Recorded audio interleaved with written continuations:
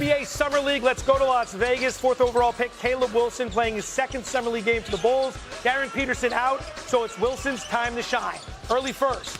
After knocking down 7 threes on Friday, he's going to pick up right where he left off. Later in the first, on the defensive end, get that out of here. Matt, Cleveland, see ya.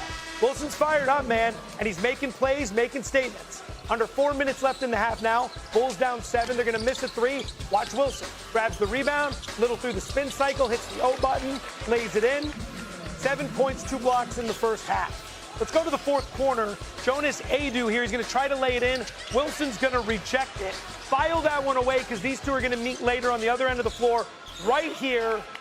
And this is the type of thing that's going to send you into witness protection. Wilson, oh, see ya, Adu. Seth Greenberg, slide in here. Take me through the dunk.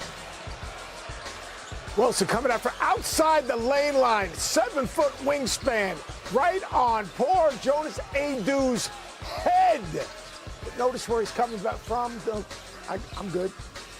So far away from the rim, the wingspan, incredible. Later in the quarter, Bulls are down 15. Wilson's going to get the pass, drill the 3, finishing with 19, 8, and 5 blocks. But the Bulls are going to lose 80-63. Caleb Wilson has hit the ground running to start the Summer League. He's averaging 27 points, the second most of any player, and his 4 blocks leads all players. So, ladies and gentlemen, let's welcome in Seth Greenberg, who you just heard from. Vince Goodwill joining us from Vegas as well. Seth, what did you think of Caleb Wilson's performance and what you've seen from him so far in the Summer League? He's been spectacular. He's got the highest upside of all these incredible rookies. But when you look at Wilson, his length, his athleticism, his energy, his motor, his ability to impact the game offensively and defensively. But look right there. Look where he takes off from. He is outside of the lane line. But now his ability to knock down a 3. Look, he's not going to go 7 for 11 each and every night. But you know what he can do? He can put it on the floor, create separation, shoots it well enough to set up his ability to do drive closeouts. But it's his energy, it's his passion. To me, the best play of the Summer League might have been the behind-the-back turnover and the rundown down the other end. So if you look at upside, someone's potential, not right now, but 2-3 years from now, he has the greatest upside of all these rookies. The top picks have looked fantastic so far through Summer League. Vince, you're in Las Vegas. You've been watching this stuff every single night. Take me through your thoughts on Caleb Wilson and how he kind of stacks up to everything else you've seen out there.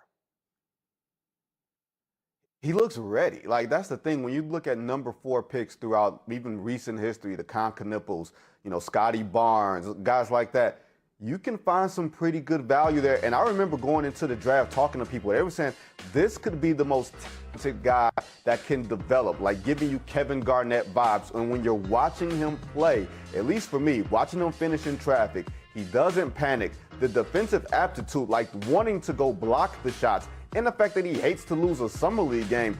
The Bulls have had a lot of bad luck the past few years, not just in the draft, but just organizationally as well. Those guys are really, really excited about Caleb Wilson's future, and I have to agree with them.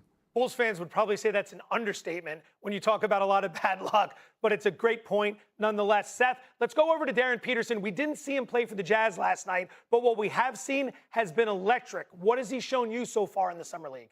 The very best NBA players, they take tough shots and make tough shots. He's a tough shot maker. But more importantly, he impacts the game every single time down the floor. He makes the right plays. He's got an incredibly high basketball IQ. Like the Wizards try to take the ball out of his hands, he made the right play.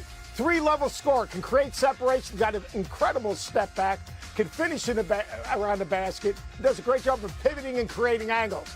His basketball IQ, his competitive spirit, and he is an elite defender with that 6'10" wingspan, but the ability to get to spots, the ability to lift up and knock down and make tough contested shots, that's what the very best NBA players do, and that's exactly what he is doing. Vince, DP looks like a man possessed. I mean, the skill was never in question, but going into the draft, there was a lot of talk about his time at Kansas and the games he missed. Does he have the biggest chip on his shoulder of all the rookies coming out in the draft? By far. I think when you look at a talent perspective, you talk to NBA talent evaluators, they say there's no competition between him and A.J. Devonta. Like, the people believe in Darren Peterson, really believe in Darren Peterson and his NBA potential, his NBA aptitude, what he's going to be able to do as soon as he hits the floor. And the fact that all the talk from the moment that he left Kansas, while he was at Kansas, does he want to play? Are the cramps real? Does he have too many people in his ear? All those things contributed to the conversation, a negative perception. And I think he's going to go out of his way to prove to everybody who had doubts that he's that guy. I love that he says he wants to play all 82 games. He's basically telling the naysayers, I love hoop, and I'm going to be there each and every day. I'm going to be an everyday guy. And the energy that he plays with offensively, but the energy he plays with defensively, this dude is just different. His offensive acumen, his feel for the game, his understanding of how to score. But not everyone can make tough guarded shots. The very best do that. And that's what he's proven he can do. Would love to hear the conversations inside the Wizards facility right now, given the way DP has started in Summer League. Gentlemen, sit tight. We're going to move over to some other action from the Summer League last night. Mavs, Grizzlies, Cam Boozer, and the Grizz. Dad Carlos Boozer in attendance. Seems like he's at all these games. That's a great situation to be in. First possession of the game, Boozer stepping through two. Little finger roll action, immediately involved. 2 minutes later, game tied at 2. Flash in the defense. Gets the steal. There's the outlet. Bang. Boozer making it happen on both ends of the court early. Later in the first, Boozer on the ground. He's going to get the pass to Taylor Hendricks. Misses the three, but Boozer gets up, grabs the rebound, and converts the putback layup. I mean, I know the Grizz are excited about him.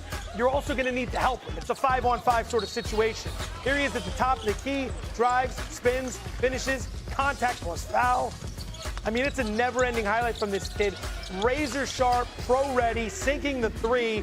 His first of the game, he was 0 for 5 before that. So it wasn't all sunshine and rainbows, but looking good as the Mavs end up with the win. Seth, take me through Cam Boozer's performance. What'd you think of the number 3 overall pick?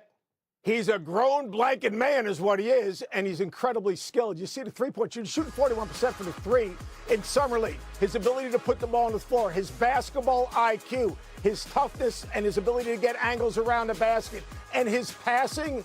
This guy's just different. He has got the game and the IQ of a 10-year NBA veteran. He was raised to be an NBA player.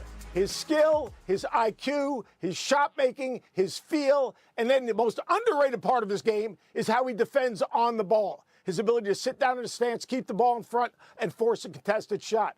Cameron Boozer is a can't miss. You see these numbers? Those numbers will translate in the regular NBA season. Vince, jump in here. I'd love to hear your thoughts on Cam Boozer.